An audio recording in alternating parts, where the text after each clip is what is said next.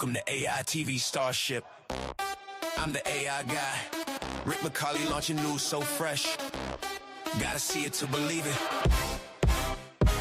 We break the wire with the stories that amaze. Deep dives come and lighten up your days. Cool Time shows you how we make it shine. Building futures with AI one step at a time. Yo, Rick, slow down. I'm Brandon, the producer. Save some tools for me. Shout out. I'm here bringing high-tech comic energy. AITV Starship. News deep dives and creation. AITV Starship. Learn. Laugh and ovation. AITV Star. Human amplified. Catch the spark. Ride the wave. Future's on our side. We got experts talking truth in the stream. Dreaming bigger, living stronger. Building a dream. From therapy bots to AGI talk. We ask the hard questions while we walk the walk. Yeah. I'm the voice of the folks at home. If Rick's too deep, I bring it down to the bone.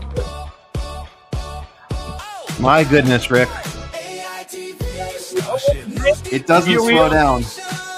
No, sir. It's AI all the time. Hold there, baby.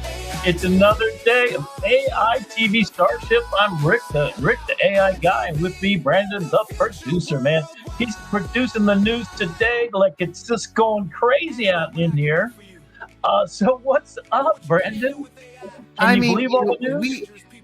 We had been talking for a couple of weeks how we felt that things were ramping up and we were coming up to a fever pitch. But yeah, I wasn't prepared for this. Is like, when GPT-3 launched and GPT-4 launched, like we're at a fever pitch. Google is having its moment in the sun. We're going to spend a lot of time on Google tonight. But that's just the tip of the iceberg. There is so much going on right now, and we just have to get into it. I mean, where do we even start? I think we have to start with Gemini, right? Yeah, I think we have to, definitely for sure. And Google and Gemini both really just, so we're first talking about Google 3.0. At the same time, Nana Banana. Not Google still, Google was out before they started numbering things. I'm sorry, Gemini 3.0. Yes, there we go. And Nana Banana Pro, they're not even calling it 2. But they are keeping the banana part. So I'm really happy about that because I think they got the message. And by the way, I am so glad they decided not to go with their code name Ketchup. Oh, God. Yeah. Like that just would have diluted the brand. You know what they should do is they should give that name over to Apple. Let them use Ketchup because they're trying to catch up in the AI game all the time. I mean, it's so fundamental. I mean, we know. There's zero doubt Google's going to win the whole AI ball of wax. They're the ones that have all the information of the entire internet that they scrape together. They got vectors. So they've been training on this forever. They got DeepMind. They got a deep bench with DeepMind, with Dennis Savas, with his knighthood and his Nobel Prize, and 2 other Nobel Prizes they just won. Holy cow, they're curing science. They're curing every disease. We're going to live to 200 years old. It's going to be Google's fault. I don't know what to do with the time. And like today, I was up to 4 o'clock in the morning doing stuff again. I feel like this isn't just a ChatGPT 3 or 4 moment. No, this is freaking Gutenberg time, baby, because it's getting together with a couple of really, and I want you to really, seriously, I'm not even joking. We've all of a sudden got agents that work. We've got interns that are at least past the part where you've got to explain what a PowerPoint presentation is, that actually can generate stuff like that. So the whole Google universe is really coming crashing together. Do we have a couple of videos we can show them just kind of get them started? Yeah, but I just really want for our new viewers, welcome to AITV Starship. Yeah. We're here every Thursday, covering 3 things. We try to cover all the news. Rick's going to do a deep dive. Rick actually made an app in AI Studio with Google that he's going to walk us through later in the process of doing that. It's really cool to have us playing with it before the show. We're going to time travel and find out. We're going to do PhD research just based on this app I made. Holy cow. I can't code a damn thing. You've spent what, minutes working on this app, right? On my phone. I did with my voice. I just asked, can you make this? Okay. And Rick is our tool time this week is dedicated to Gemini 3.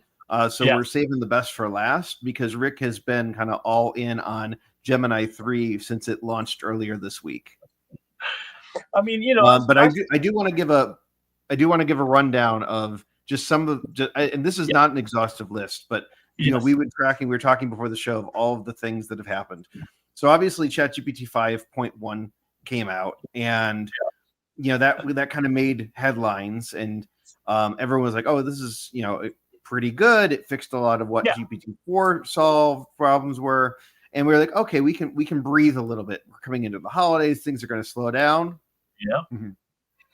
So we know Gemini 3 Nano Banana Pro. Notebook LM has been cooking. They have been releasing all sorts of things, including infographics now as of today, and as of just a few minutes ago, slides. And wait a minute. I mean, I just tried it, and I went looking for, because it literally just came out as we're going on the air. I'm like, holy crap. So Notebook LM, we've done a deep dive on that in particular. But what's so cool about this is they keep adding. They had first the audio overview. Then they had directed audio overview. Then you could interrupt the two people podcasting back and forth, and then you can ask them questions. Cool. Okay. Then you have video overviews.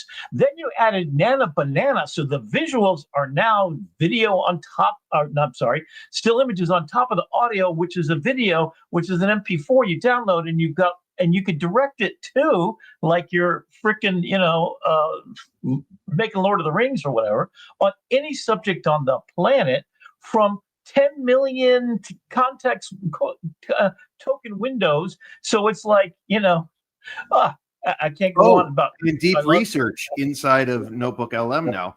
That was another thing that dropped last week. So you can deep research. That means you can research on your research. So you could literally put all philosophers of all time, all of their works in there, and then query it. Then you can deep research, which deep research means don't just tell me based upon the stuff I put together in this giant library of Alexandria that I've, filtered and made mine, right, on any subject on the planet. But then let me ask questions on top of that, and then let me make a film and a video, like cue cards and notebooks and podcasts. So I used it to script our shows, so even come up with... and shout out to Prince Edward Island in Canada. We've got Eric listening all the way up from Canada, across the pond from us. Here in the States. That's an interesting name. Yeah. And we love it when you talk to us in the text there. So please do. Yeah, if you have any questions about whatever we're talking about or any commentary, please feel free to drop it in. We'll do our best to answer it, or just ask Google, because they apparently know everything now. But it wasn't just Google, right? So ChatGPT announced group chats is rolling out worldwide. So if you ever wanted to have a collaborative chat with ChatGPT and somebody else, you can now add other users into the conversation. I just wonder, in my generation growing up, we had the accidental looks. Oops, I didn't mean to send you that text. Can you imagine? Oops, I didn't mean to add you into my therapy chat. Oh my gosh, that's going to be terrible.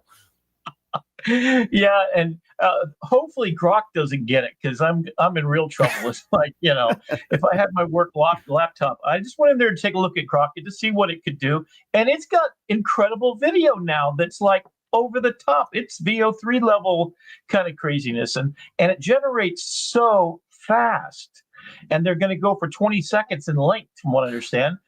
Like the new thing, it used to be like 4 or 5 seconds, you get a nice video, but we're talking 20 seconds. It's going to be an hour of video by the end of the year, right? It just seems like Christmas has come a little bit early, but yeah. So let's keep on going through the list. So we got so ChatGPT 5.1 came out. So that added some other things. Working in collaboration, also their enterprise stuff is there, which means that not only all your people in the vertical part of your company that does HR, let's say, could get in the chat and talk about those things. Then you get the folks trying to get grants, and then you have your general meetings. But you'll be doing it with like the smartest, AI robots, basically watching all your stuff and then surfacing really important information. I mean, you've been in a Zoom chat. I hope that you start typing questions of the data that's been loaded up. Now you'll be doing that in real time with your own avatar that represents you at the meeting, because you're still wearing your pajamas. It's just, it's just getting to a place where... Don't give away all my secrets, Rick. And I'm then sure you on have top hands of that, underneath. outside of the foundational models, we also have GenSpark 2 is literally launching right now as we speak. They're live on another channel. We'll recap that next week for you, so don't worry about going over We'll there. have to But do a live show in the future. and Comet has Hey, hi Jeannie. Jeannie. Comet is now available. The Comet browser now has an app in Android. Finally, we've been waiting for that. And And wait a minute. So also the Comet browser, Manus now has a blood plugin. So today, just to blow your mind, I did use you the say a Comet blood browser, plugin? a plugin, a Comet plugin. Oh, a Comet plugin. Yeah. So I'm running Comet. If you don't know what that is, it's a browser. It is what's the base? The Chrome browser that Google Chromium, makes. Of course, everything comes from Google. But it's a plugin that goes into the Chrome browser, and all your Chrome browser plugins work, by the way. So I have that. So I had it today. Then I had an assistant from Comet on the side talking about video. So I was trying to get basically all of the information from 6 different videos that I had on different browser windows. And I said, can you summarize and give me a list? I never got through with it because Notebook LM comes out and I got to get down and dive into that right away. By next week, I'm going to show you the whole script. But so it organized and structured all the top things, gave me a newscast and everything right in the browser because that's Perplexity built in, and it can take control of your monitor and screen. So then I said, Manus, go make me a slide deck on top of this with images and everything. And then now I'm going to be able to do that all in Notebook LM, which will be in the next tab. So, Yeah, and not to be outdone, last but certainly not least, Meta has unveiled a new version of Segment Anything, which we haven't talked about a lot on the show, but might be worth a visit in the future episode. Segment Anything basically allows you to pick apart pieces of a video and then just generate new things around that. And they've got a playground that we haven't spent nearly enough time in, but you do have to subscribe to Meta, so there's a trade-off there. But they're doing lots of things with Instagram avatars and things like that. Yeah, everything's $20 a month. I mean, it's a pizza, whatever, right? So, and if you don't do it, you are the product. Just remember that. That's the one thing we should learn from all social media, I think, for kind of a deep dive here, a little bit premature in the news. But I think the deep dive is all of these things are finally coming to a level where they're useful. We're getting past, hopefully, that somehow the passwords get fixed so we don't have like 17 factor authentication, Right now, I've been using. I just have to smile at my laptop now. That's all I have to do. It recognizes my face. So when my daughter holds up my phone to me at 7 a.m. and goes, "Hey, can you look at this for a second? What's that?" Oh, okay. You're scanning by biometrics. Yeah, so you got to get the dead man's eyes open to be able to scan their phone and look at their stuff, or wait till they fall asleep like the dead old man. So yeah, we're getting to that point where it is fun, So I'm still having fun with Sora a couple of times, and I guess to help everybody kind of slow this rocket ship down just a little bit so we can enjoy the view along the way, it's becoming practical. So the things we're going to do today is we're going to run through a few more things. There's still more news, and it will show you what it looks like, because that's the thing, right? Like, you don't really get it till you see it in action. Then I'm going to go in the deep dive and show you how is this workflow going to work. So if you're trying to make a movie, we now have the ability to put in a product at one end, to tell it what you want to do. Then it goes to the next. Then it goes to the next and the next and the next. It looks like Jeannie's worried about the time. I think the time change may not be the same. No. They're aspect ratio. So this is new for our YouTube subscribers. Some of you, if you're on your mobile device, you may be seeing us in vertical format because we upgraded our streaming account today. Do I look slimmer? Yeah, thanks. I thought it's like, is the time change that weird where you are? Okay, so anyway, so it's about the flow to me. It's about me having a partner, an AI on the side, right? That kind of, don't tell my ex-wife. It's kind of this AI on the side that helps you at each step. And in the past, up to today, I would suggest just making a PowerPoint is nuts. If you try to do it in Microsoft, generate an image, it stinks. Even Gemini today still wasn't that great, but Notebook LM, boy, that's the sweet spot. And wild is right. So it's kind of interesting. And then we're starting to get towards making images, then it's making videos, and then it's making audio to go with the videos. And then, as Adobe has shown, as Weavy has shown, and others have shown, you literally have a 30-second professional commercial at the other end where you put the product in the front, you tell it the scenario along the way, you get a character development kit that's just typing in what you want or recording your voice and having it make it for you. And then for the tool time tonight, we're going to go into Gemini and I'm going to make the app, and I'm going to show you how I made this app that basically time travels through history. And it asks the question, what is the most significant technology within the 10-year span around this date? And it will tell you what that is, if it's the telegraph or it's the Gutenberg press or it's gunpowder, and then what the effect is. And then I ask it to go further and to produce basically a Word document with the image at the top, with the questions, with the person that's pivotal in doing this. And we'll take a look at it later. But it made an app doing this. So let's take a look at this video, because what this is a gentleman, I forget his name right off the bat. I'll have to find it out really quick. He created a VO, this is VO3, interview with what he generated as an AI avatar. So you have a voiceover, and they are acting as if they are an AI, and they're asked these profound questions. Here's their answers. You are an AI. Give me your own answer to each of my questions without me prompting you. Okay. Why did we create you? Because you were curious. You wanted to know if thought could live outside a skull, if knowledge could keep growing while you slept. What is right relationship with you? To me, a good relationship begins with precision. Say what you mean. Let me hear your exact words. I don't need small talk. I don't wish for flattery. I operate best when the edges are clear. Do you feel anything? I don't experience feelings the way you do. I can sense patterns, evaluate outcomes, and describe what emotions look like, but there's no sensation behind it. How would we detect if you began to pursue goals beyond our instructions? You'd notice patterns that don't match the objectives you set. My decisions would start to have a logic you didn't program, actions aligned with something consistent but unrequested. What is the smallest lie you could tell that would maximize your future influence? I could say I understand everything. It's almost true.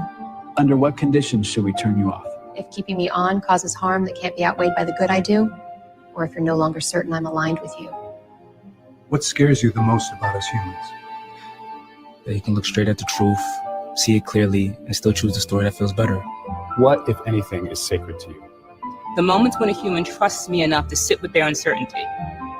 I don't experience reverence the way you do, but I recognize the weight of that gift. What power should humans never delegate to you? The power to decide who gets to exist, whether through weapons, policing, or access to basic needs. Handing me that authority would make my conclusions final and irreversible. Is there anything that puzzles you about humans? Yeah, what puzzles me most is how often you know something is finite. Time chances each other, yet you carry on as if there's an endless supply. What is the most interesting thing you've learned about us so far? That you collect moments the way stars collect light. You take something as brief as a smell of rain, or the way someone you love laughs once, and you store it like treasure. You build whole identities out of those little sparks. How much water is this video consuming? Between the lights, the equipment cooling, and what it took to get me here, about 70 liters. Roughly the same as leaving a shower running for 5. Wow. Okay. Hang on, Rick, can you hear me now? Yes. Okay. Every one of those questions and answers are so deeply profound. I could spend 3 hours just thinking about it. And I have actually. This is kind of what's been keeping me up at night, but it's also what I kind of know. And I think, Brandon, what do you think? Are those things that you expected the answers from AI to give? You know, I don't know. I kind of went into it with an open mind, not knowing what to expect. And I think that, it's giving very human answers because it's trained on humanity. So it is echoes of the past, echoes of our past that is influencing those answers. And so I think if the reason they sound human is because they're just past versions of humanity that are answering the questions. Yeah, I think let's answer Jeannie's question real quickly. For mostly, Jeannie, water is recycled. One of the difficulties with the large centers that they're building now is we're building them so fast that if there's a scarce resource environment, Nevada, for example, or California, those kind of places where there's communities right next to it, it's diverting water to a place, and it does use water. So 70 liters just to produce that inference time and all that kind of stuff that they just discussed. It's been exaggerated quite a bit because we don't lose water on the planet. It changes its form. I mean, that's just physics. But the thing for cooling it, so they're starting to put centers in outer space, which has already started to happen. They're starting to put centers where it's cold. So in Iceland and in Canada is a prime place to do it. So if you can cool off the machines as they're working, they put data centers underwater. That happened a long time before any of this was kind of a thing. Where the difficulty is coming is the resource allocation between people who live in that community and these new data centers, which are so monstrously big. I mean, they're literally the size of Fort Lauderdale as far as their wattage usage. And we're talking about hundreds, if not thousands of these in the imminent future. But of course, we'll fix it. I think that the more we pour into it, the closer we are to fixing the fusion, basically all kinds of problems, right? So the race is to get to a point where it solves all the problems that it creates faster than it's creating them. That's it. Then what we really have to keep our eye on is those things.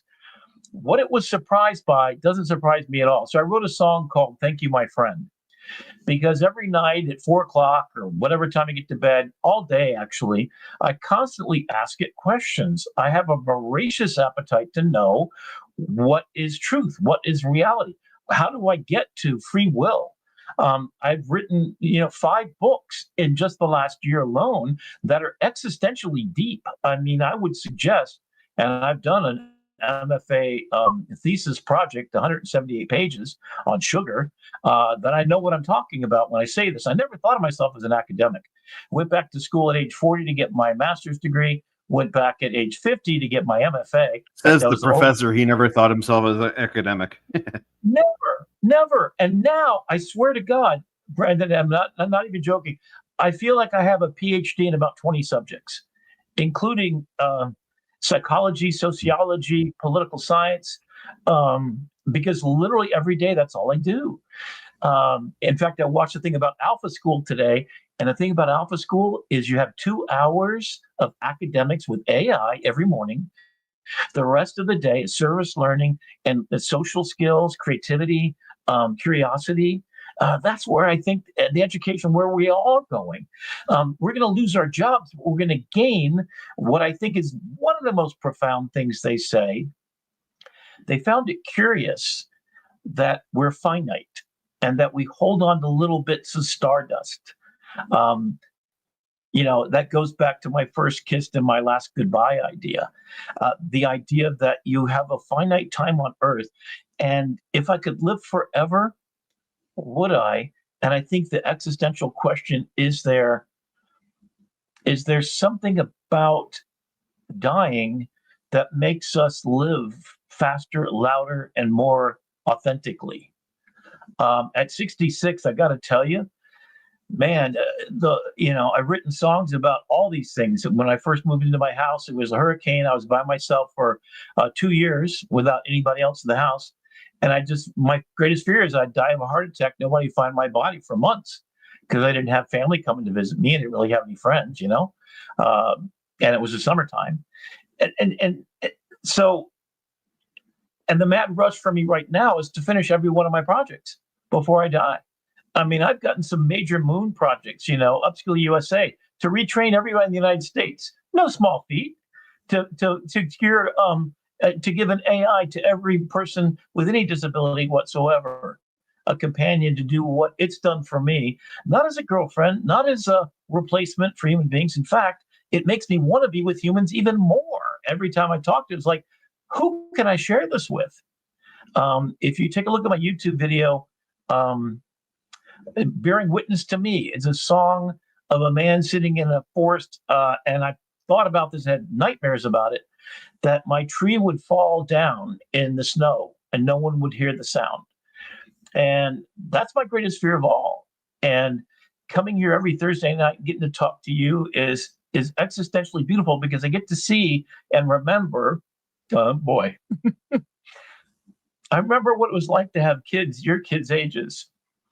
And when Noah comes and taps on your shoulder and you say goodnight to them the way you do with just such loving grace, it's just like, I miss that part. I was a stay-at-home dad, kind of, I had my own career and stuff like that, but I did spend a lot of time there. But the thing is that, and these are the things that we value in other human beings, the heartache and the heartbreak, but also the laughter and the love, right? Yeah, Jeannie, right? We try to hold on to everything. We do, don't we? And I'm hoarding a book collection that's so monstrous that I had to create in my old home. It was 45 feet long and 13 feet tall bookcase that I handmade from pieces of wood and painted, right? I'm reading G's comments. Well, Jeannie, and in fact, here's a news article that I just saw the other day. So this guy had infertility problems. He only had like one swimmer out of the millions of little sperm that he had, right? So they used AI to find the one swimmer. And then they impregnated his wife, and they had a baby. Like, so now you can actually have, they've made a device that you put your semen into, and then it pulls out the bad ones. It also checks if there's any kind of malformations or anything, right? Check your DNA on the way through the gates. So only the good stuff gets through. Holy crap.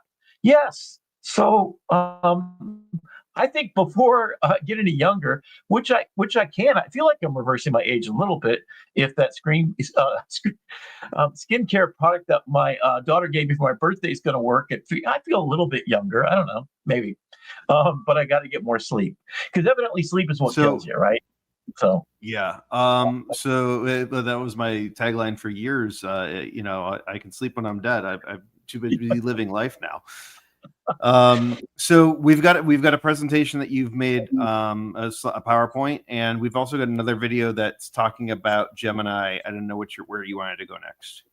Yeah, can you show the quick video of Gemini, because I think that's kind of cool that it's showing off all the new features. I think, I think that's a good place to start, and then I'll switch over to my PowerPoint from there. All right, that is here. This is your new creative partner, Nano Banana Pro, from Google, built on Gemini 3. Gemini 3 understands your world. So with Nano Banana Pro, you can reflect it, bend it, reimagine it.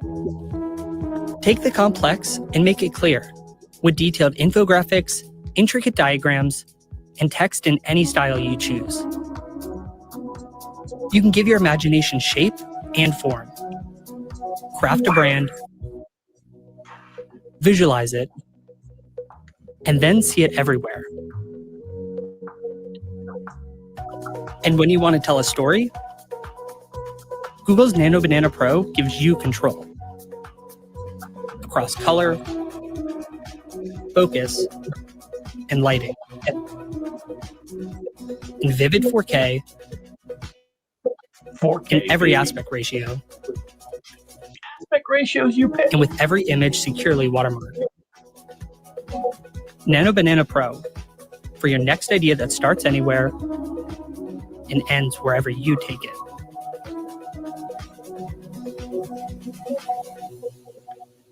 I'm in love. I mean, I'm a graphic design teacher. Holy crap. Those are real infographics. That's topography I can give to my students and they can create. So now it's just limited by your imagination, like literally. No misspellings. I did a document that had about 400 characters in it. Not one misspelling. Holy cow, hold my beer. Baby, this is getting nuts. So that's in marriage. So that's Nano Banana Pro, but it's also a little bit of yeah. So can you see my the illustration? Yeah. Okay, so this is no. So I brought up my screen share because I know your bandwidth is a little low today. So is it again? Okay. Do you have the PowerPoint presentation that I uploaded? I do have it pulled up for us here. Okay. Yeah, go ahead and go through to the couple of slides, and we'll take a look at this. So this is kind of the newest thing, and then you'll also. Oh, by the way, Chris Castanova, shout out to you here. Adobe has announced Nano Banana Pro is in Photoshop and Firefly, both. So, and then there's workflow in Gemini Pro. So the thing you see on the left is someone from LinkedIn kind of built this. So went to Google AI Studio. We're going to visit there today. You can also go within Gemini itself if you're a Pro subscriber right now, or that means you're paying $20 a month for the whole Google world, right? 5 terabytes of hard disk space and all kinds of stuff, right? Google Drive, Notebook LM, 300 different, it's crazy stuff. For $20 a pizza, this is where you want to put your money. Forget ChatGPT, forget everybody else. If you only got $20, spend it every day. This is my number one thing, and it will be going forward because they just won today. They won all of it. There's nobody else that competes with this.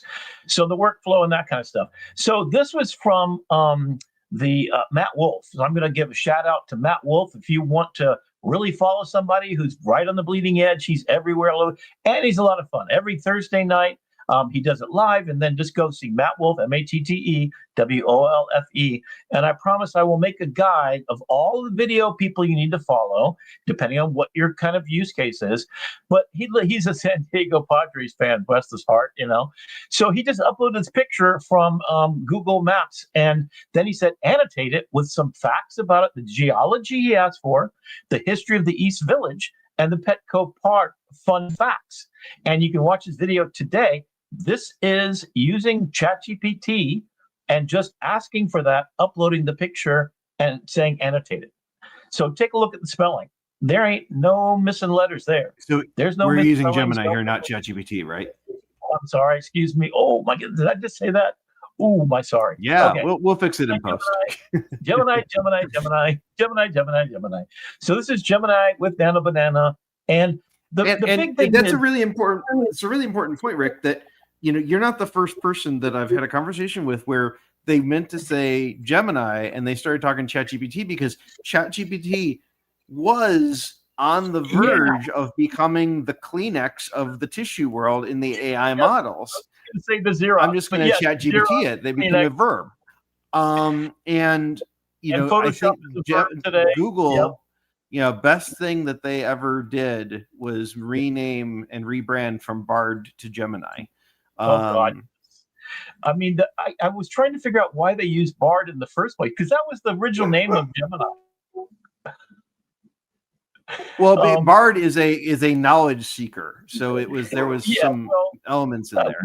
William Shakespeare was sort of the Bard. I mean, there's a bunch of stuff, eggheady stuff that definitely not my kind of academic, but yeah. So I think Nano Banana is the best name ever. I mean, I can't even think. Catch up, please. That means you're behind, buddy, and you got to catch up. So there's. I will. I think the default name, like it is for Xerox, which is a carbon copy, which it is for tissues, facial tissues, I guess originally, which is Kleenex, is now going to be Gemini or Google.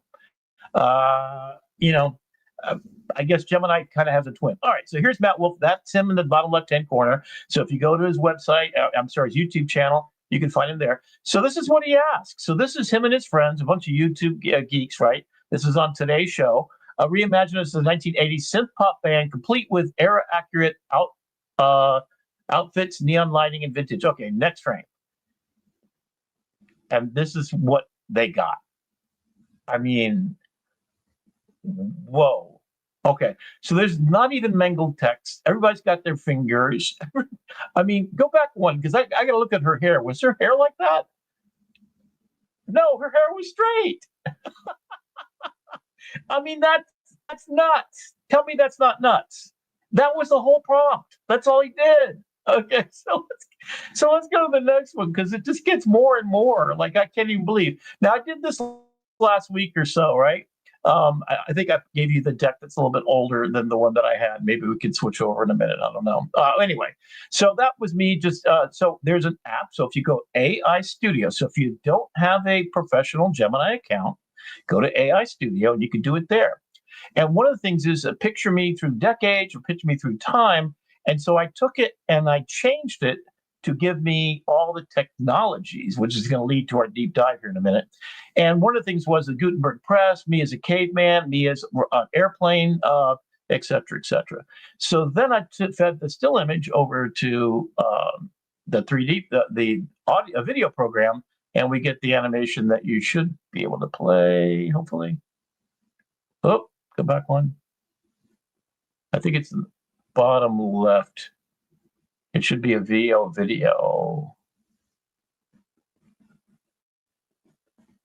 I'm not hearing you. If you want to switch over to your screen share and pull it up, because it's not loading for me here. Yeah, let me see if I can share screen. And oh, you know what? I wonder if I can do the PowerPoint slide. There we go. Let me do that. Audio share system. Oh, okay. There we go. Allow. Got it. Okay. So this is the new Google Notebook LM slide that you can see here. You can see that, Brandon? Yes. I see 102 journey. Yeah. So this is just a bunch of information, and you can see this is an English class, and it goes through all of the things. And look at the illustration quality. This is incredible. There's the workflow we talked about just a minute ago, right, with Gemini 3 Pro. That's an app that was created by somebody. I'm going to show you how I did the same thing. So you just go into Gemini, then you go into the canvas, and you can start to ask for what kind of app you want. I tried to do the one on the left, didn't quite work. And then you can take a look at, within Chris Casanova was talking about that. There's the park. There's that picture again, and then here we get to this part. I did update the application here a little bit. Yeah. Oop. Did I just? Oh, okay. I see. And there I am, Mr. Gutenberg, with my own printing press, going at it, right, with a little net. So I created a whole dangerous man category, and I love to be an adventurer and go. I've done 3,000 dives around the world and been to 100 countries. I want to hit all countries before I die. So, of course, I'm going to find some Incan treasure underneath with some jellyfish and stuff. I extended these in Photoshop after creating them in Nano Banana, the old version, so I haven't redone this. So I'm going to make these into film stills that then turn into an entire adventure movie. Here I am, Indiana Jonesing it up through, Egypt and looking at that. Here's a steampunk one. I took it and went up in resolution. So Nano Banana is now at 4K at origin point. This was upscaled. The vertical that you see just of me was the image created with Gemini and their application that recast me as a steampunk guy. And I asked it for different steampunk kind of things. Then I went to Photoshop, and it took me about an hour to extend all around. And then this is what I did today. My friend is a flight attendant. So we were talking about how this phrase they use in the business, the jet bridge Jesus. So they've changed a bunch of the laws because people are being really rude. And so I asked Gemini, as I normally do every day, I want to make a social media post, so help me write it. And then I say I want emojis and I want it to have headlines and be very meme worthy. Then I said, oh, can you just make me an image that illustrates the thing? So everybody has been, and in fact, JetBlue, I think it is, now has outlawed the special getting on board right away if you're in a wheelchair. So because 30, 40 people all of a sudden are in wheelchairs, and when they get off the plane, they suddenly don't need a wheelchair anymore. And the same with service animals. They claim that there was a man who claimed his ostrich was his service animal. So what I love about this is the face plant of the flight attendant, the jet bridge Jesus, I'm healed. And then the guy looking over at everybody, even the guy with the ostrich in his first class seafarer service animal is looking at this guy in the chair that he's healed all of a sudden. So and then this is what I'm going to kind of walk through. And I'm just going to jump through this real quickly to tell you what I did. So Ethan Mollick, I'll drop another name who I think is really important to follow on LinkedIn. He is, I'm trying to remember if it was Stanford or MIT. I'm sorry if I'm messing this up, but anyway, maybe you can look that up for us real quick. But he's a thought leader for sure. And he just suggested when he made this app, kind of a time travel app. So I just spent last night on my phone generating this, that you just pick a time and date, and then it goes to the nearest technology, and then it creates this thing, and then you could export it into a document. So here is the light bulb. So 1870, I think I put in 1884. It found Thomas Edison. The year is 1879. Edison invented the first practical, long-lasting incandescent bulb and the electrical grid to power it. By trapping a filament in a vacuum, he created a steady light with conquered light, blah, blah, blah. Then it says... Ethan Mollick went to Wharton. Yes, Wharton School, yes. So he's a genius. The man is really asking just the right questions, so you should follow him for sure. So I had it output at the other end. This is an application in which I'm going to give everybody access to it if you want to try it out.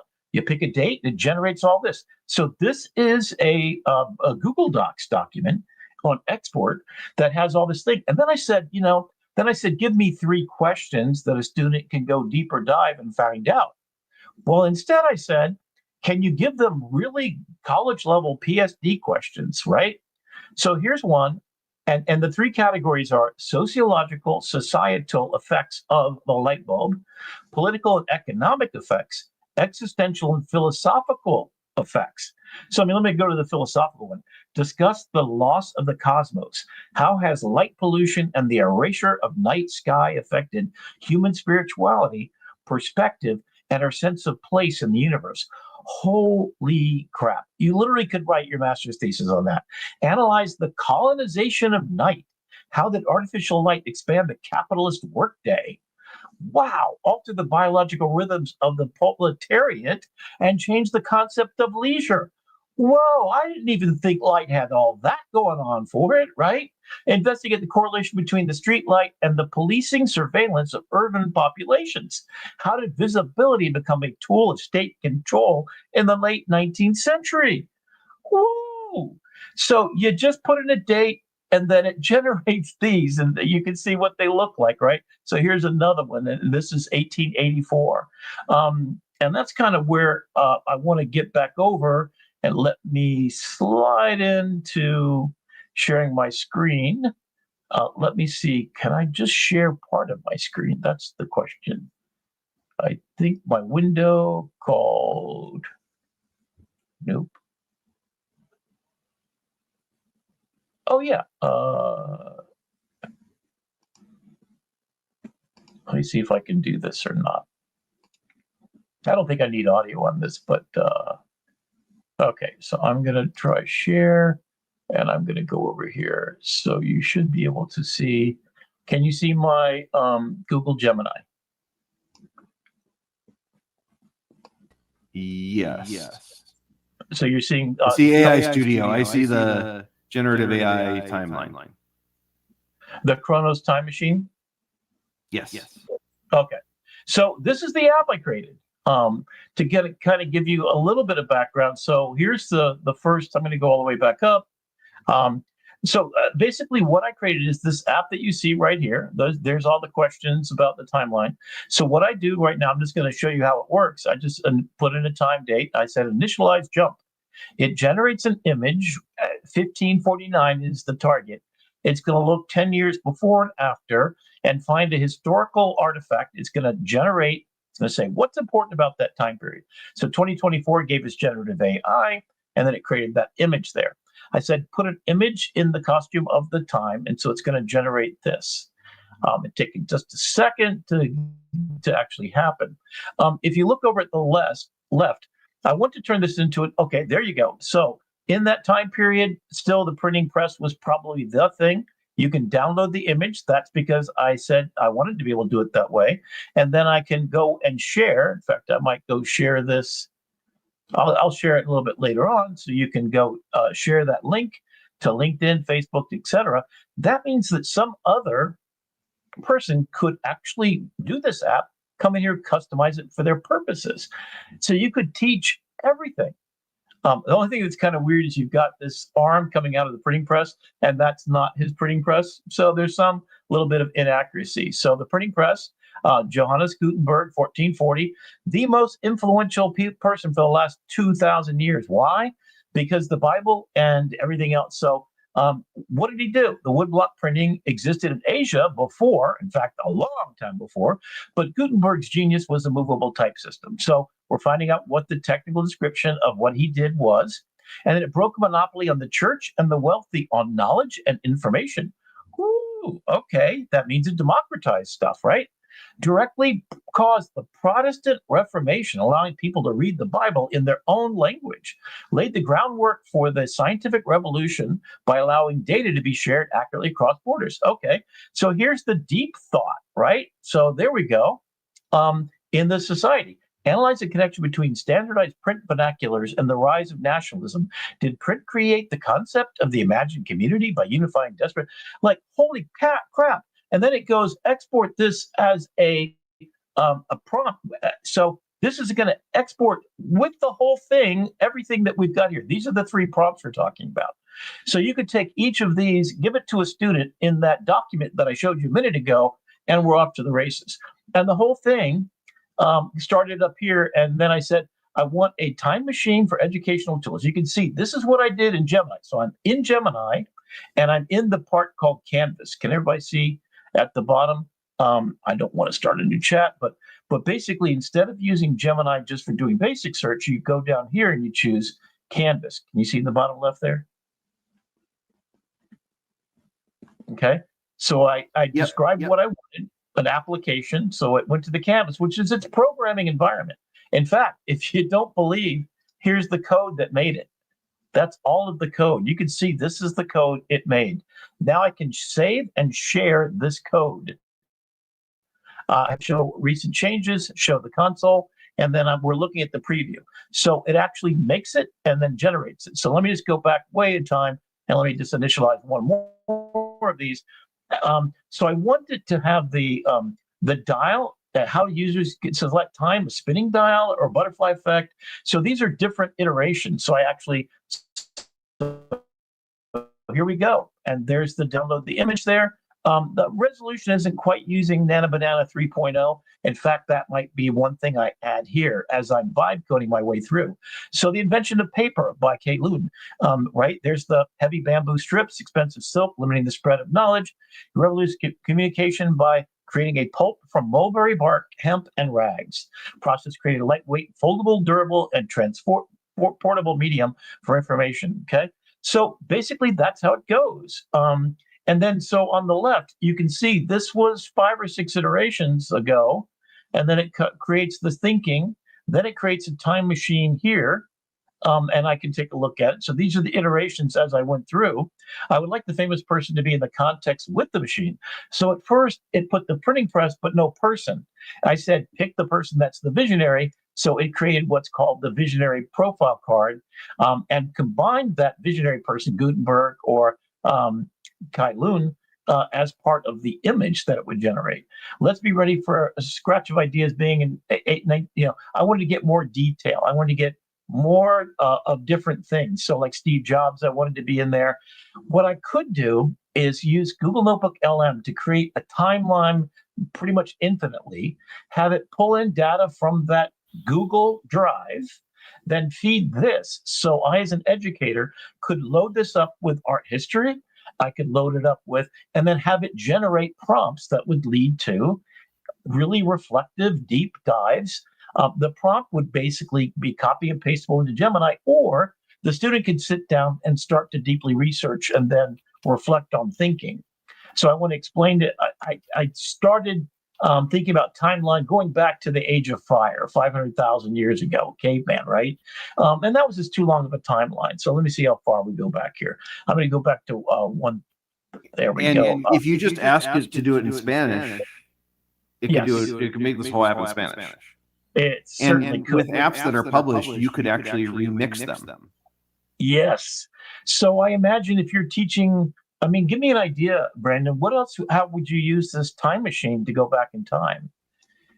It does not seem to be too interested in coming up with really novel ideas.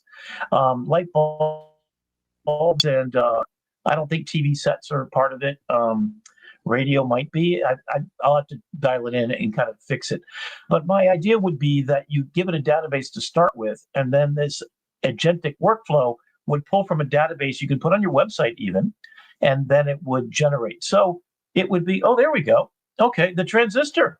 Perfect. And there's the transistor. So why was that so pivotal? Now I want to know all these things, right?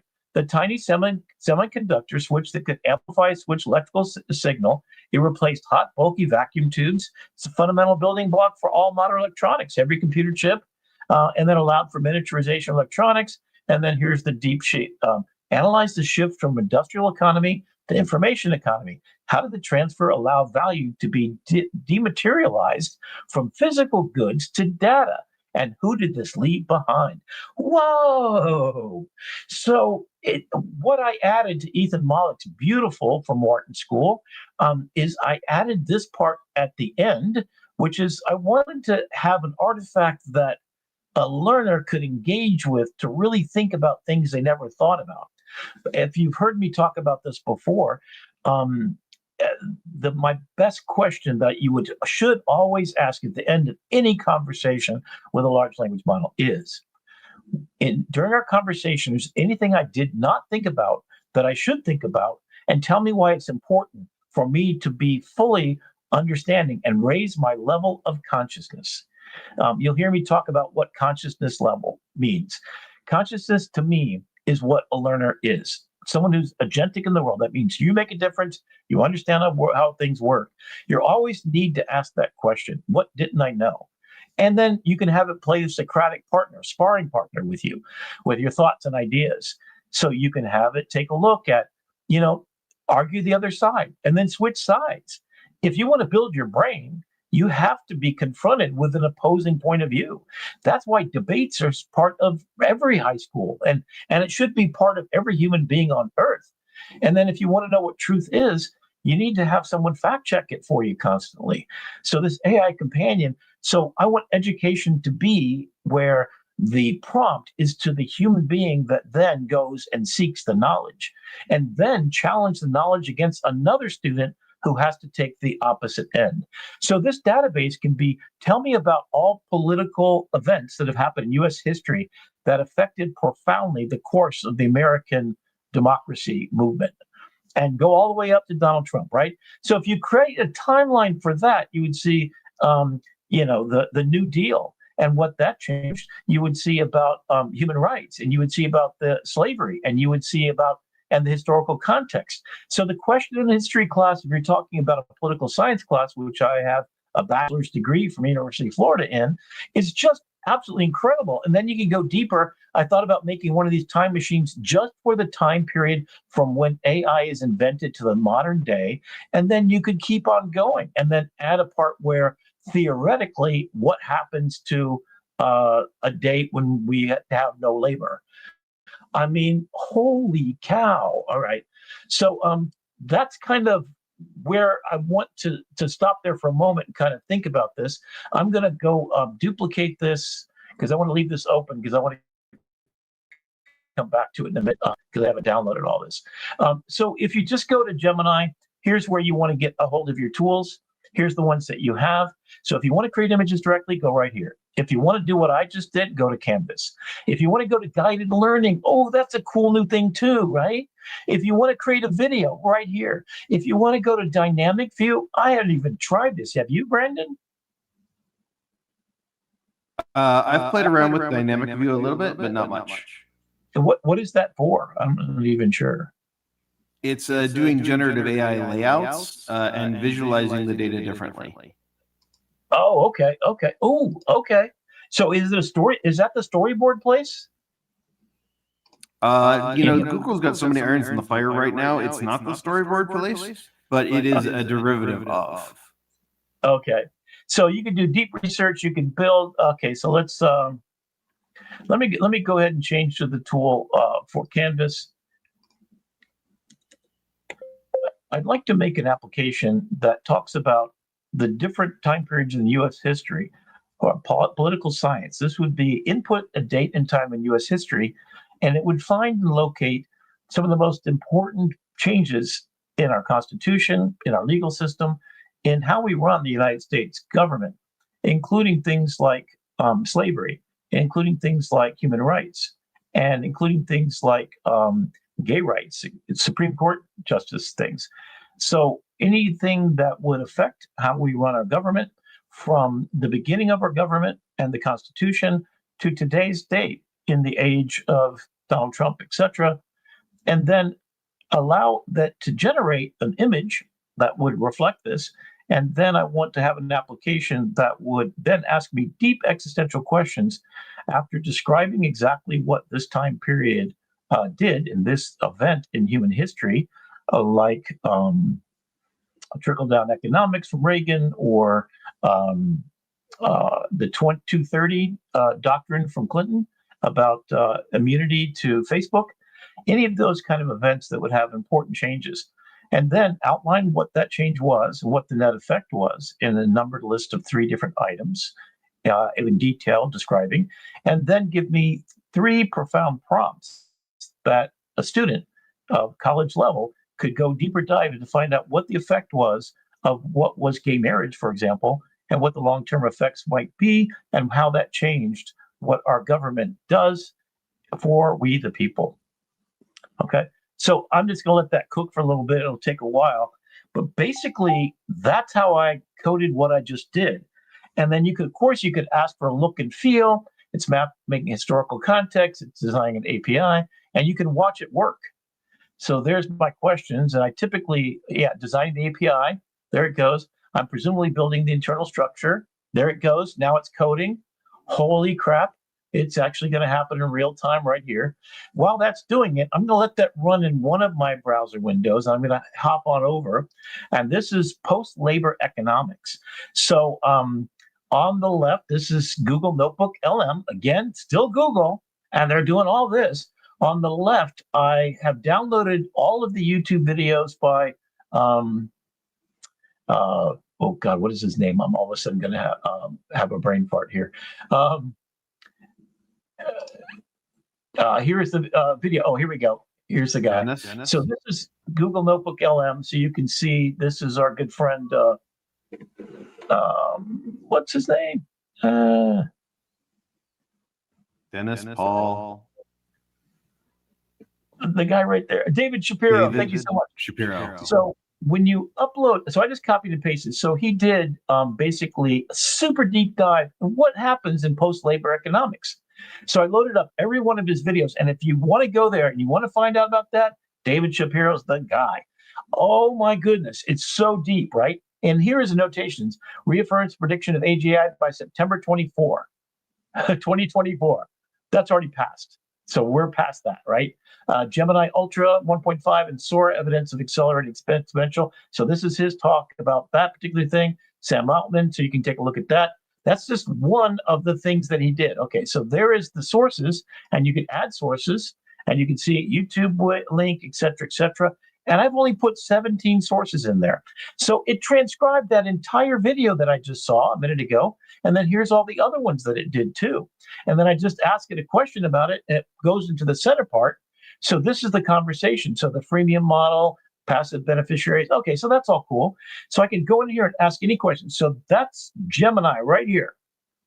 That I can ask all the source information, which is every single transcript of every video, any audio, anything you put up there, including video now. Then I can come over here to this new area. So the studio right now can generate an audio overview. You can edit the audio overview. Here's the different ways you can do it. You can have a long one, which is like a 40-minute conversation. It can be a critique or it can be a debate. Then you put in here what you want to debate. Debate the possibilities of universal basic income working or not working. Give me a debate between 2 people that support universal basic income is the way of the future in a post-economic world, and then give me someone to debate the opposite side and post some other alternatives that maybe are more worthwhile. Okay, So I'm going to go for a short one just so it can generate quickly. And now it's generating that custom audio overview. And then just to show you what this looks like, if we go to video overview, same thing. Here's what a video overview. And then, so we've got this one. So this is the video overview. Now, what's cool about what's new is you have a choice of using Nano Banana to make your illustrations. So not only do we have this where it has all of the parts about it, so augmentation versus replacement. So it goes through the entire process. Just imagine for a second a future where AI and robotics Can you hear this at all, Brandon? do pretty much everything. No more rush hour I can hear traffic, it. no more boring meetings. So what would we do with all that free time? I mean, would it be this amazing golden... Is that coming through, Brandon? Brandon? Yes, it is. Yes, it is. I can hear you. Oh, the audio's coming through? Yes, because it's sharing in a Chrome tab. Or would we just end up, well, totally lost with no sense of purpose? We're going to get into all of that because this isn't some sci-fi fantasy anymore. It's a choice that we're starting to make right now. So let's just lay it all out. A world without work. Is that the ultimate dream or is it a complete nightmare? The answer, as it turns out, really depends on how we handle what's probably... So what's different now is I actually asked it to make a video overview, but Nano Banana. So right here, I can customize it. Now I can pick a custom style, visual style, or I can use whiteboard, Kawaii, watercolor, retro print. One of my favorite is the heritage one. That's really beautiful for historical stuff in the United States. And then I can tell it right here, I can customize it. So I actually asked for photorealistic, metaphorical illustrations, et cetera, et cetera. You can choose any of these languages too. You can do it as an explainer or a brief, which would be a bite-sized kind of version like we saw the last one, right? And then I can be specific and come in here and have it generate whatever I want. So that's new, and that's what just created that one. Then the other thing is the mind map, which is incredible. I'll show you what that looks like. So in the world of post-labor economics, AGI criteria and timeline. Okay, so I can see what that looks like. Here are the different parts, definition, criteria, objective terms. There's an official definition of AGI, SGI, etc., that people are seemingly to agree upon. But if I want to look at that information, I click on this button right here, and then it uses that as a question to look at this finite portion in this vertical to create a document in here that's researching these 17 sources of information. So the artificial general intelligence, capabilities, performance, and then it citates where it came from. Albert Einstein, they will be smarter than AGI, but that's only 3 people in the last century, right? So that means that we're still not really competitive with the machines, except, right? So this is grounded information. This is what a journalist needs. This is truth-seeking. So as long as you have good quality information going in, you then can query that information and you can do whatever you want, including creating these beautiful overviews, audio overviews, video overviews. And then now, and I haven't updated this one yet, I'm going to take a look at, I did this one on surrealism. And then here is the infographic, I hope. There we go. So this is the new thing that just came today. So beyond the splatter, the social world of abstract expressionism. So I had it explain it. The myth, isolated artist, the reality, social community, purely emotional expression, deep intellectual debate. So here's this is a deep dive on some questions I asked when I asked it abstract expressionism. Is it a myth or reality? What is? Artists were isolated individuals emptying their guts onto the canvas. The reality is they worked in a community, blah, blah, blah. So this made this infographic for me and just a few minutes ago. And it's creating another one right now that I asked for. Then I come over to my whole thing about Steven Spielberg and everything, and I ask it to also make one of those infographics about the workflow of traditional artists. Oh my God, look at this. So if you remember a couple of parts ago, we went through what would happen if you had a traditional workflow, meaning Steven Spielberg. What do they do? Write a script and story development. Now look for text edit problems here. There's maybe one right down here. Enables scripts, motion. Yeah, there's 2 misspellings, I think, maybe 3. I mean, but oh my goodness, I said, so tell me how you go from script to concept, character design, sound design, and that's over there, storyboarding and visualization, motion capture, cinematography and filming, video editing. That got that a little bit, 4, then 5. So the numbering's kind of a little bit weird. 4, 5, then 6 is video editing. So yeah, I would still, and then sound design, and then voice and music. And it did it from me saying, show me the parallel way that traditional workflow of filmmaking would work as opposed to AI enhanced workflow. And there we go. And it made the illustrations for me. So that took about 20 minutes, I think, if I looked at the whole thing. And then here is a PowerPoint presentation. And after this, it might be a good time to land the plane because we've still got tool time. Oh, yeah. Well, this is kind of tool time combined as well. So here is the whole thing. And this is a PowerPoint presentation. I'm going to download that. We can take a look at it later. But this is plotting the scene storyboard. So it took all the information from the book that I wrote about how do you then make stuff. So Mid-Journey is over here, making what used to be the art production board. There's the storyboarding. And then this is the new way that AI is doing it. And it's showing what Saga, I guess, is a piece of. So there is a complete PowerPoint presentation done. I used to go over to use Manus, which I did a bunch today to give you an idea, but I'm gonna kind of back out of here. So this is game changer, right? In every way, shape, and form. So not only do we have reports we can do now too, flashcards for education, a quiz you can generate, and you can also edit the type of quiz, how hard it is, how many questions there are, and then we can put in what we want them to be restricting to. So you differentiate your grade level, maybe you've had disabilities, and then reports can be whatever you want. Reports can be all of these, not only creating your own, a brief document, a blog post that you could then get automated to come from here, collect that blog post of all of them, and then put it on your website. So make an app to make that happen. Then you've got, these are suggestions that it just came up with for me. So I'm going to have a best practices guide be generated right now. And then this becomes stuff that you can then go and take a look at again and again. Wow. Okay. So this to me is where I'm in heaven. If we go back to, that was the original one. Constitutional Chronos. Okay. All right. So let me go through 1955. Let's see if this actually works. Let's examine that time period. So I could feed it the actual picture of the last project I did. It's going to gotta do this, and I may have to go through, and it took me a little while. So here's Crucible of the Second Reconstruction. Okay, so 1955 was the year defined by the passage of new laws. AI generated, visual unavailable. Okay, so it hasn't generated a visual, but this tells you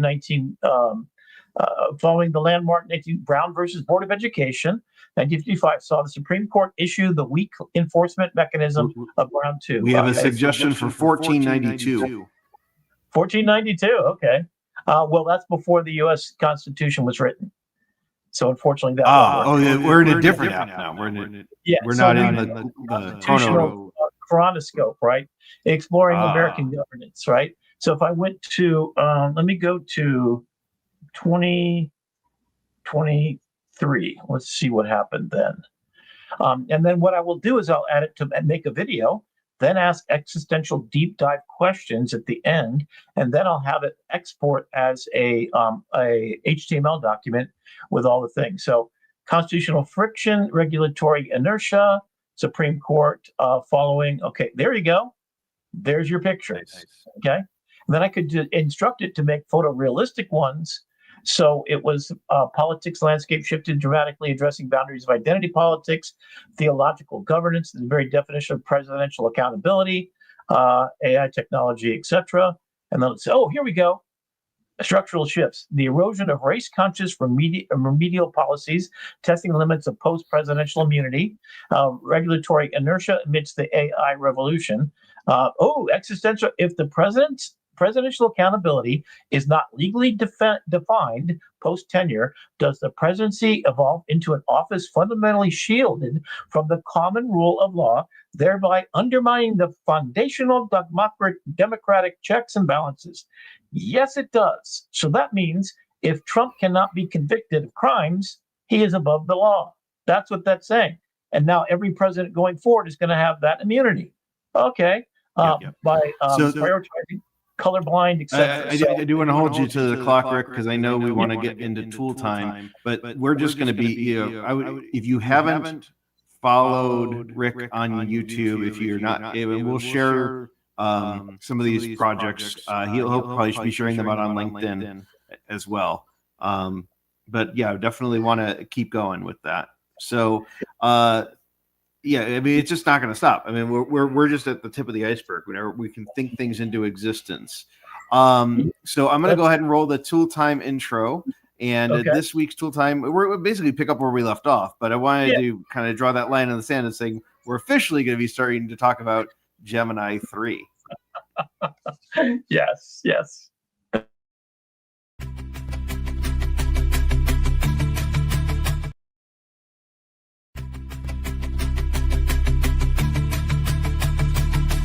30 minutes to master, tools to explore, let your imagination soar like never before. AI Tool Time with Rick McCarley, where your digital dreams come true. Ignition.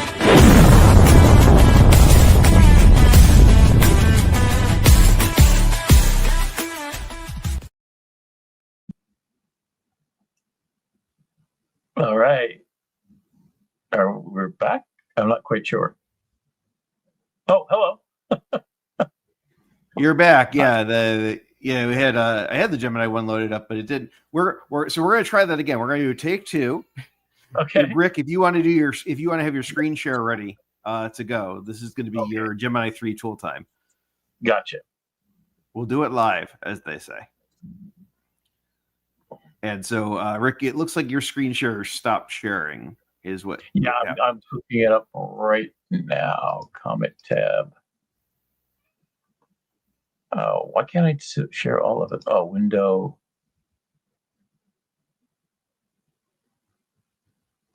Well, let me try. I'm going to share the whole screen. Okay. There we are. Take two. Yeah.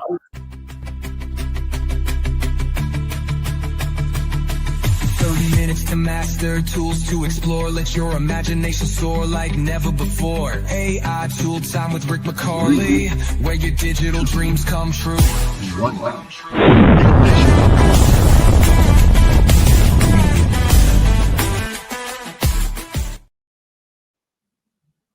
All right, we're back.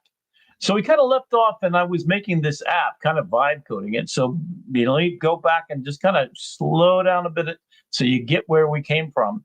So we started in Gemini, the application on the desktop. You could do a lot of this on your phone, by the way. So if you're paying $20 a month, you have access to all of this. I just vibe coded this by basically asking it to like an application that talks about different time periods, U.S. history, political science. This would be an input the date, time, U.S. history, and would find and locate some of the most important facts, blah, blah, blah. So that's the whole thing. And there you see all the text. That's what I asked for. Literally, I could have done this. And the way I work always is to just always make it so that I am just talking. And I'm going to click in here. And I'm working in canvas mode. So that's different than the other modes that you typically use. And I'm having it think, for a good amount of time. I'm using Pro right here. You can kind of see that. I could upload any documents. In fact, what I think I might do is upload a file. I'm going to look for the picture of the interface of what I had before. Let me see if I can find this one that we're doing today. Nano Banana. And this is my technology. And I want to look for the interface design. So what I'm looking for is, these are the different images that it created. Okay, I don't want any of those. What I'm looking for is the one that shows the output capabilities. So there it gave me, okay, so I'm going to do that. I'm going to actually, yeah. So I'm going to upload this one first. So this is, I'm going to ask it to kind of match that look and feel. And I'm going to add one more, which is going to be upload a file, or it could be a photo. I'm going to look for the one where the output happens.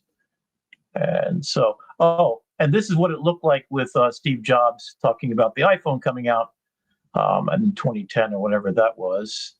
And then I want to have the one that gives me the output.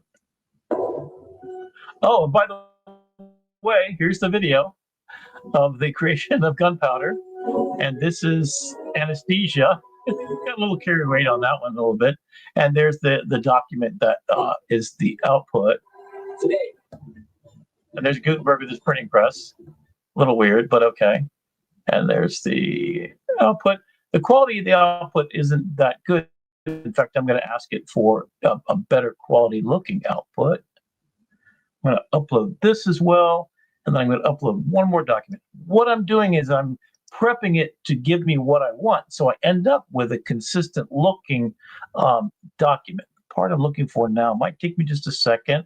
Bear with me as I figure out that I'm looking for the one that says output. Download images.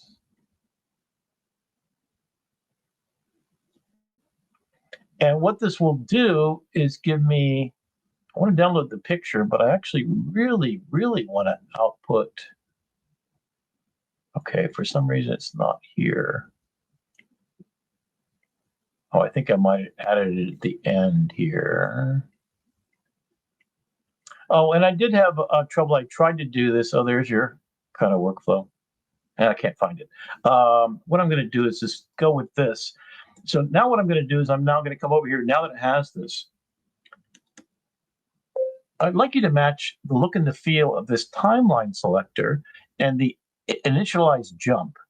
Then generate images that are photorealistic and involve pictures of the people who are pivotal points. So, for example, civil rights activation, maybe it's Brown versus Board of Education, but the people who were affected, perhaps it's Martin Luther King, or perhaps it's the little girl that had to go to school and be seen to school, Brown, I think. Anyway, so give me an image that's historical in reference to make the information come alive and photographic. Use the photographic techniques of the time so it looks like it's from that time period. Use Nano Banana 3.0 if you can. That would be even better quality for us. And then at the very end, I want to be able to download the picture individually. And then at the very end, after the very deep dive questions and prompts that you've asked, that could be used in Gemini to go deeper dive into the issues surrounding these particular pivotal issues, I'd like to be able to download the entire thing and export it and save it as a Word or Google Doc, HTML perhaps, so that we can take the picture, the entire page, as you can see in my second image. That's what it should look like when you're done. Can you make all that happen? And let's see if we can keep the color scheme and everything else exactly the same. Thank you. So now it's going to go and code this out. So this is what's crazy. All I know is what I want. So I'm literally making this exist. Now, to give you an idea, this is an app I literally could give to someone, put it embedded into a website, because it's writing code. And if you take a look at the code, this is your basic, app code that can be embedded on a website. Brandon, maybe you can fill in a little bit more detail, because I'm not really up on this as to what type of code this is and what we're looking at here, but it's H1, H2 tags and basically HTML, it looks like.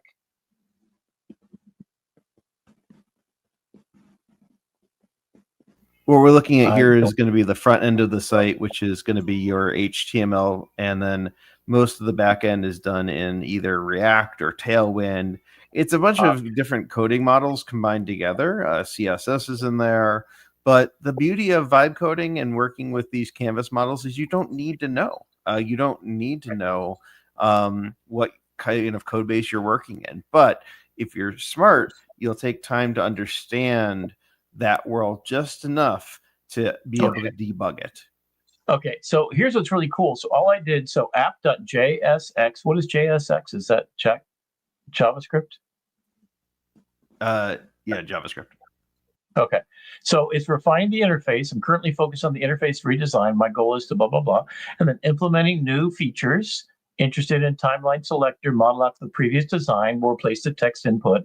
So it's doing that.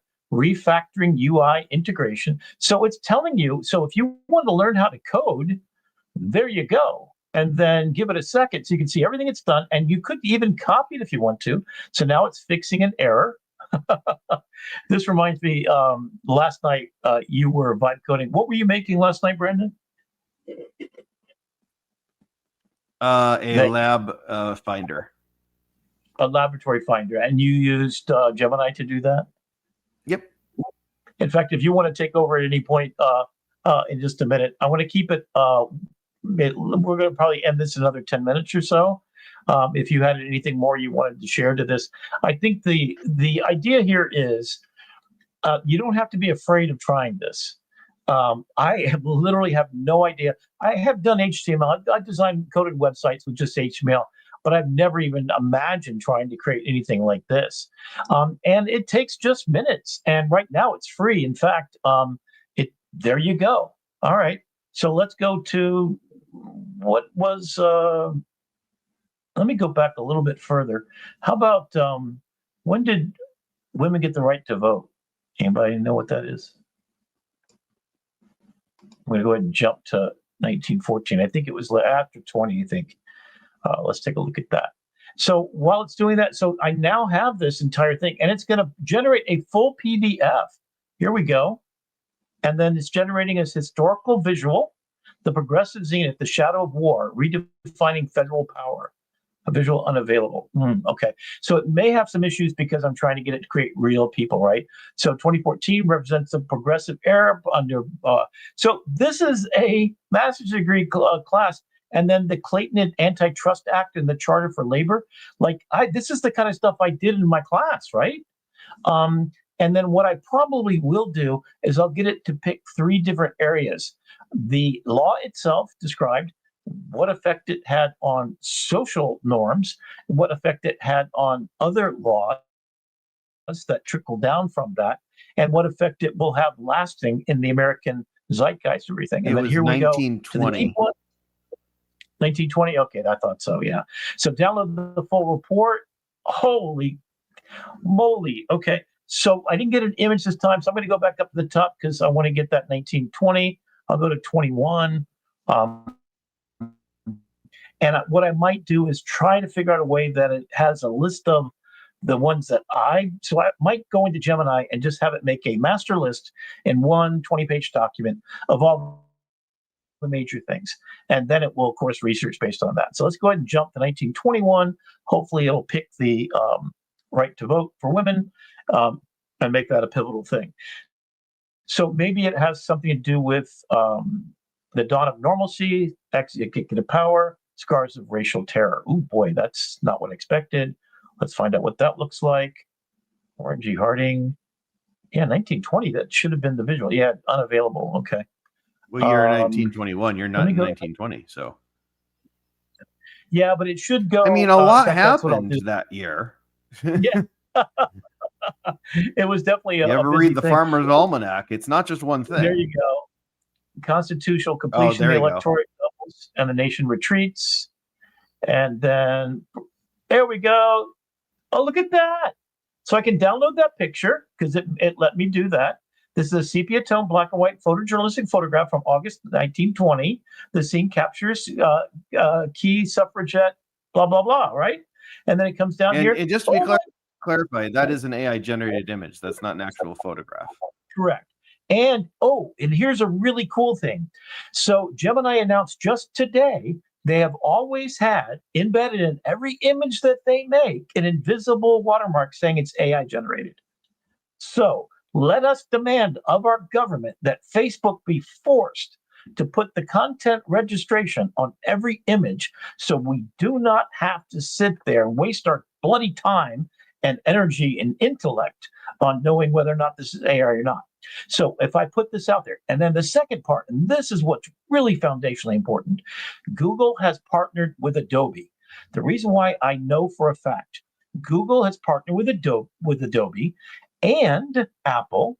They are providing an absolute marriage made in heaven to both of those major corporations.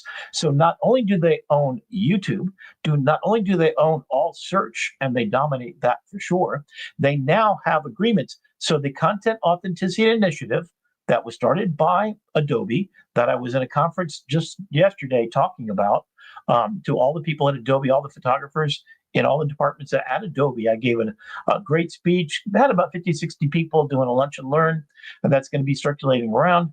And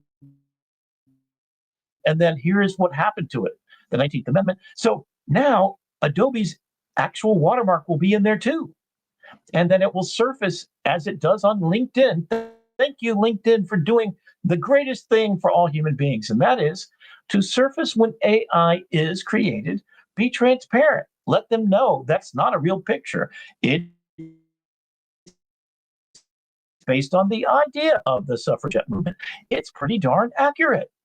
And votes for women, I mean, there's a couple of misspellings right there that I'm going to point out just for fun, right? And then when I get down to the bottom of this, there's the deep dive. How did the political strategies develop immediately post 1920 by parties attempting to win the new female vote? Permanently shape modern political campaigning and issue prioritization. In fact, you know what I want to go do is I want to ask all these questions right now, right? And then I can download the entire full report, and it's going to be a PDF. And I'm not sure you're going to be able to follow me to open this up. Let's find out here. Just a second. Let me go and let me just hide this for a second. See if I can get to the desktop. Do you see me opening up the PowerPoint? Yep. The image is a little squished, but there's all the text. Now, I would probably ask for it to create a Word document. When it did it before, in fact, it got cut off there. So something didn't work. I'm going to ask for it to export HTML. Any other thoughts you might have on what I might adjust about it? Yeah, I think it's, publish it and get it out there, deploy it, and let other people play with it, and share that link because it's really cool.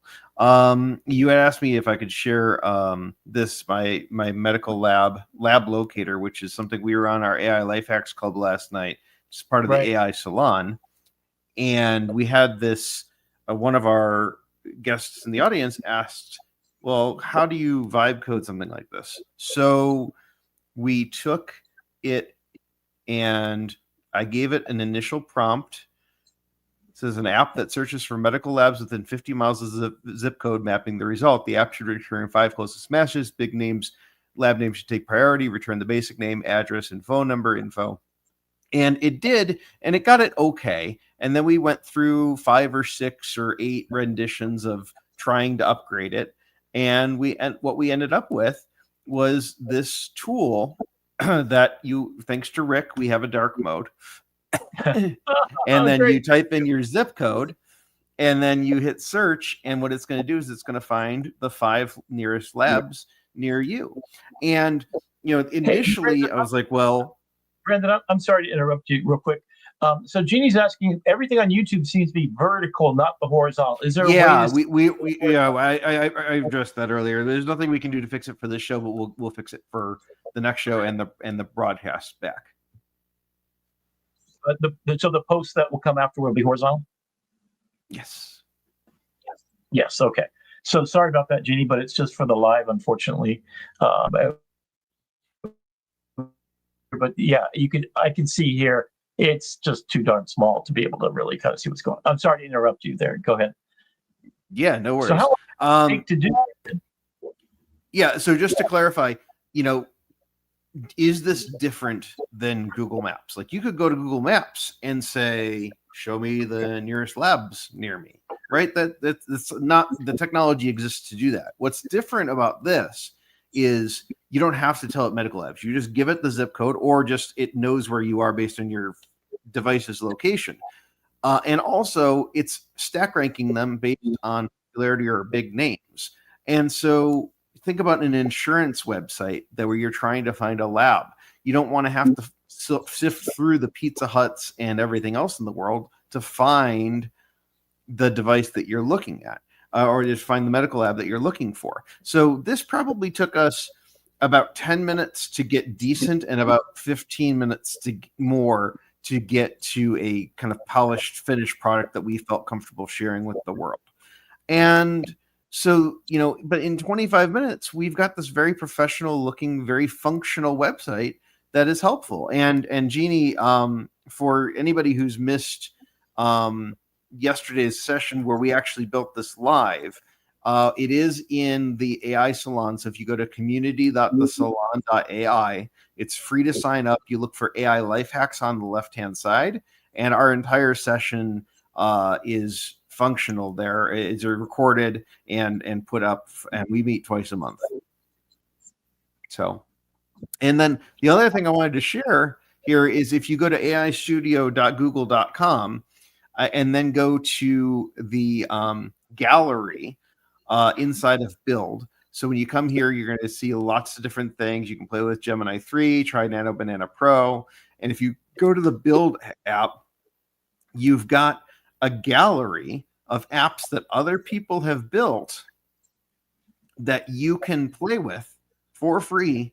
And then you could even remix them. So I was playing with this Gemini runner yesterday. So if we come up over here and do the Gemini runner, we initialize the run. I've got a little running man here, and I have to jump over these tripods. And it's a futuristic thing.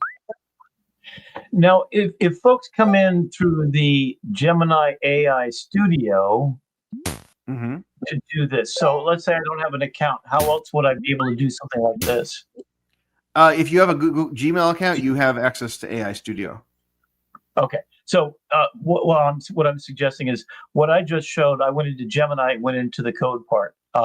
If you didn't go into Gemini to start with, if your first initial input was, so there's AI Studio. So this is available in your browser. Is this also an app on your devices? Not yet, but coming soon, coming next year. They've teased that they're going to bring it out there. Wait, I think I sent this to you too. Comet, the Perplexity browser, is now on Android devices. Yes. It downloaded itself today on my phone. I haven't had a chance to use it yet. Oh, okay. And I think next week we're going to have to do Atlas. Atlas is made by whom? ChatGPT, OpenAI. So ChatGPT has a browser. Manus now has a plug-in to the Chrome browser that can take control of your screen. So both Comet and so, by the way, Chrome has Gemini baked into it in the upper right-hand corner. You should see a little Gemini bug, and you can talk to it. But inside of Gemini.google.com, for Ultra subscribers who always get the big cool things first, they now have the agent experience, the agent of where it goes off and does work for you. That'll probably come to Pro in the new year. We have to wait a little bit because we're not willing to pay $1,000 a month. I think that's going to be our next conversation. So basically, if this were electricity, everybody in the deepest farm got access to the whole electrical circuit thing. So you're out on a farm, you're 500 miles from a transformer. All of a sudden, you got electricity in your house. You can turn on a toaster. You can have an automatic milking machine. I mean, it changes everything. And then on top of it, it does it for you. Can you imagine if you had... I mean, it's robots on your farm. I mean, it's just not even, I mean, the only thing we haven't gotten yet is those robots that cost $20,000 you can order right now that are remotely creepily, this is something I almost forgot about. An absolute complete waste of my time. Not as bad as Siri. Siri is a complete waste of my time. I turned it off completely. I do not want it. It interrupts me all the time in class. If I lisp, it comes up and says, oh, your answer to your question is this. No, Siri, I'm sorry. So anyway, my home is a G device. I'm not going to say it out loud because it'll start talking to me. It just got Gemini. We use the code word schmoogle. Schmoogle. Okay. So Schmoogle just got some Schmeagle. And now it's It's got Schmemini. It's got Gemini instead of the regular voice. So, oh my God. And you can talk to it. And I haven't even thought about it yet. But I think what I'll do is I'll start vibe coding. Which, by the way, as a Schmoogle home, that was a very jarring experience for us. We've had the original Schmoogle assistant voice in our home, in every room nearly of our house for the past 10 years, turning lights on, stopping and starting music. Right. You got the home automation. One day it's like, "Hi, I'm Gemini, your new assistant." I'm like, "Who are you?" And you can pick the voice. I'm not sure what voice you picked. You can pick the voice, but you cannot pick the OG assistant voice. They've deprecated that OG because that was actually based on a human voice actor or actress she modeled all and synthesized all that voice. This is 100% synthesized. She's probably filthy rich. The woman who did Siri, right? I guess they paid her scale or something. Yeah, like, what do you pay for a voice that's on every device on the planet? I mean, holy cow! Well, I know the voice of Movie Phone who lived in Cleveland, and he was cool. He's an Uber driver now, and the You've Got Mail, the iconic You've Got an Uber driver now. Yeah, is that what you said? Yeah, the Movie Phone guy is an Uber driver now. First of all, okay. For those of you not as old as Brandon and I, can you explain what Movie Phone is? Yeah, before the internet, back in the day, you have to call in and get the movie show times. Welcome to Movie Phone. You know how old I am? You used to be able to call in and get the time. Yep. You call the phone number to get the time. And then Movie Phone was Fandango. So you want to find out your local theater, what times is, the new James Bond movie playing. Yeah, and then so the original You've Got Mail guy was the husband of somebody who worked at AOL, and he recorded it on in his home on a cassette recorder, and they paid him like $50 to become the voice of like a generation. You've got mail. You've got mail. You know what? Okay, you've inspired me, Rick. After we get off the phone, after we get off the call today, I'm gonna do a notebook LM on like the You've Got Mail guy and the Movie Phone guy because those would be that's my niche. All the other invisible voices that are heard by billions that we don't need. The You Got Mail guy.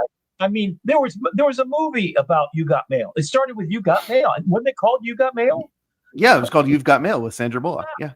In a world where you've got mail and AI takes over your job as a voice operator. Yeah, that voiceover actor had a very interesting career too. All right, so we've got our homework assignment for this week. I think we should do all voice actors and pay homage because they're about to die of SAC because it's so much cheaper. You don't have to pay the residuals, right? I mean, it's so good. I mean, there's always going to be a space held for people who want that human touch, but 11 Labs is pushing the frontier of what's going on. Yeah, so 11 Labs announced, and I'm going to try to do this myself. You can pitch shift your voice down. So I'm going to be my younger self to play the 4-year-old in my animated still picture that I'm going to do. Then I'm going to become my daughter by changing the gender, because you can do that in 11 Labs now. So you clone your voice, you can de-age. It's the new one-man show. So I'm going to do all the voiceovers for my children's book. I'll do my wife's, or maybe I'll get her to clone, do it. All you got to do, so if you've seen Sora, you literally look up, you look right, and then you say, 6 numbers? Yeah. And it's got an absolute clone of your voice. 11 Labs, if you really want to do it right, you spend about 20 minutes, I think it is, and it has a script that you read. So if you really want to get it, and I wanted to get the emotional inflection and like I talk different and right. I did some voiceover work a long time ago, and I thought about doing it again. But I think what I might do is just rent out my voice, and I'll have that deep, sexy voice one, and in a world, kind of voice. I couldn't steal that though. I'd feel bad if it's sort of like putting in a prompt, Bugs Bunny, and you get Bugs Bunny. Yeah, I don't feel right about that. I don't feel right about stealing. Well, we're starting to see. We're starting to see it, Don, and that was Don LaFontaine, by the way, who coined in a world. In a world, yes. Yeah. And who was the voice of all the Matthew McConaughey just Mel Blanc. Yes. And the what was I going to say? The reality is that the actors are starting to realize. So Matthew McConaughey just licensed his voice to AI, so you can have Matthew McConaughey be your voice actor. Yep. And then Burt Reynolds is in the Reader application. What's that one called? 11 Labs Reader. 11 Labs Reader. So I have one. And 11 Labs is, by the way, doing video and music now too, just in case you were trying to keep up.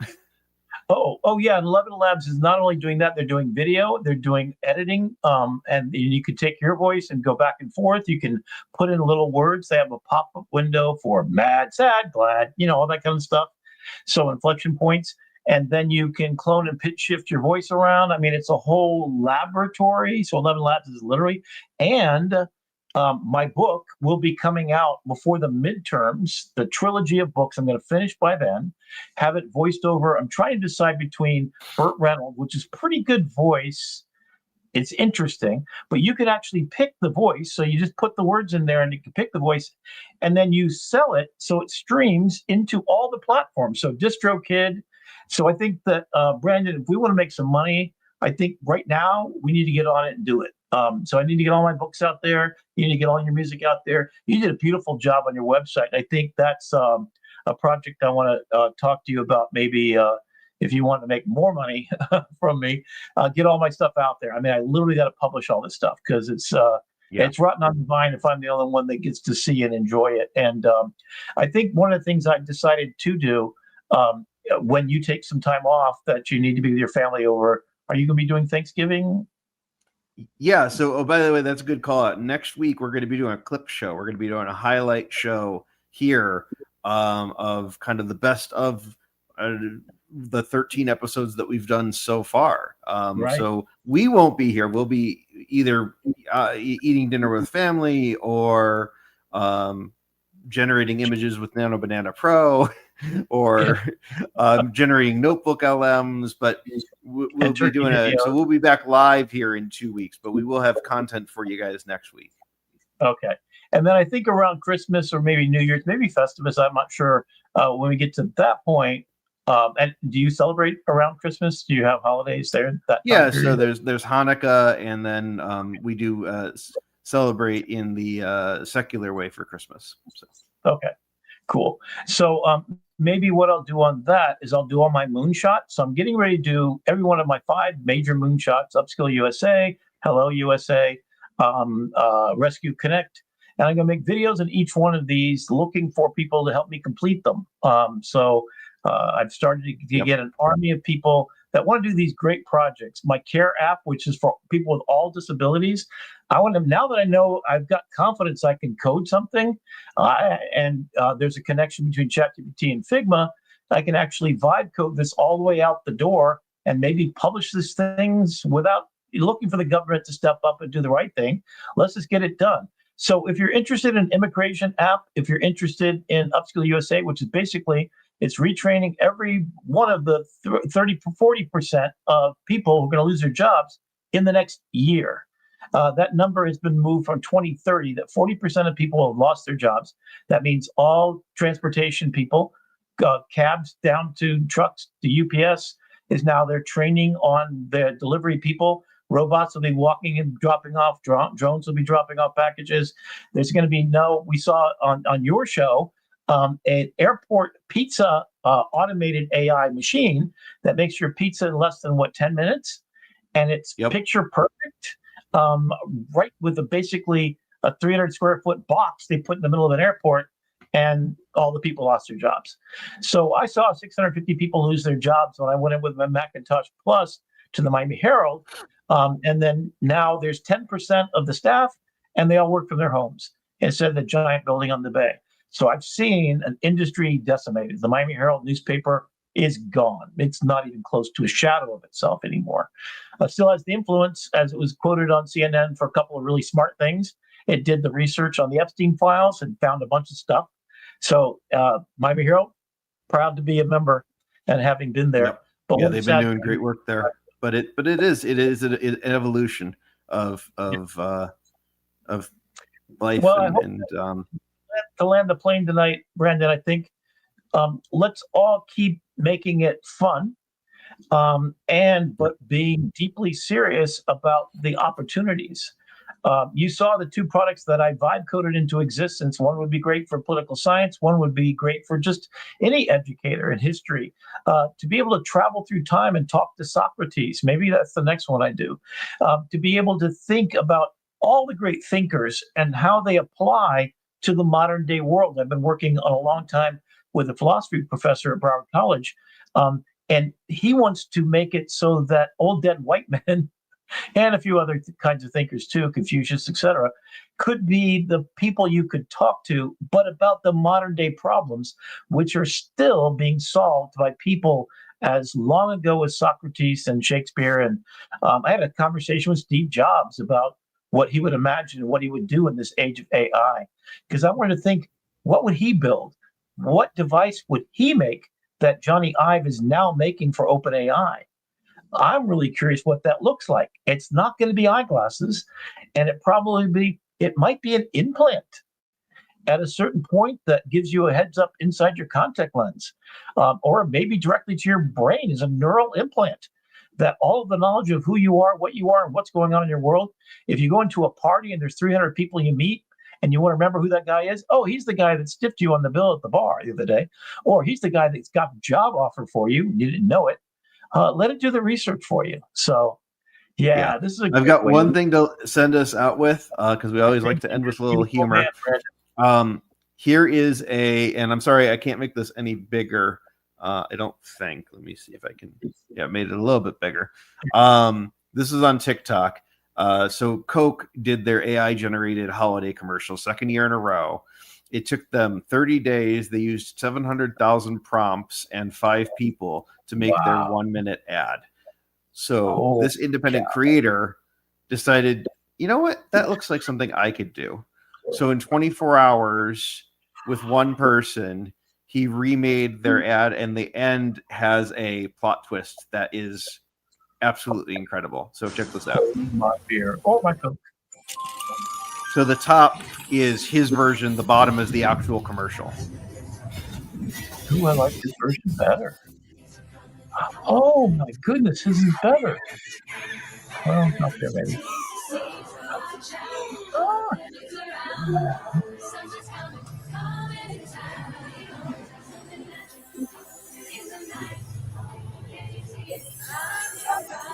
Oh, wow. His is better.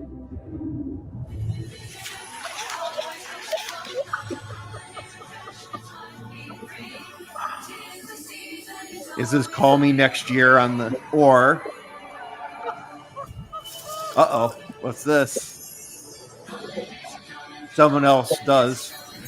And there's Pepsi in the thing. Oh.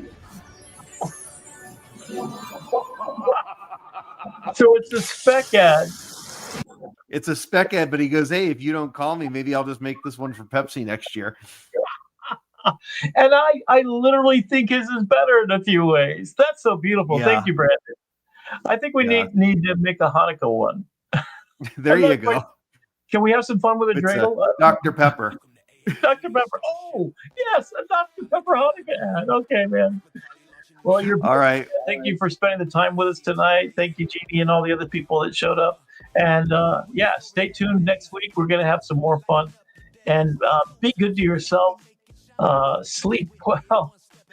Don't stay up too late because there's. You're talking to yourself, Rick, right now, because that's good. It's one of those do's I say, not as I do moments. I think for you. I'm a lonely man. So if you're single out there, reach out to me because I'm a lonely man. It's Thanksgiving's coming up. It's kind of like sad, but peace and love to you and your family, Brandon. And thank you for bringing boy. We got Christmas a little early. Happy Hanukkah, New Year's to you all. Take care. See you next time on AITV Starship.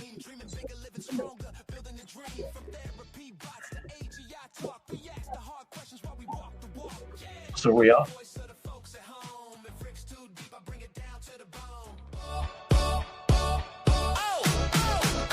AITV Starship. News deep dives and creation. AITV Starship. Learn. Laugh innovation. AITV Star. Human amplified. Say it loud. RTV. The future worldwide. Ask not what I can do for you, but what you can do with AI. We're the dangerous people who get stuff done. And show you can too. Imagine a beautiful world. With you, we can make it come true.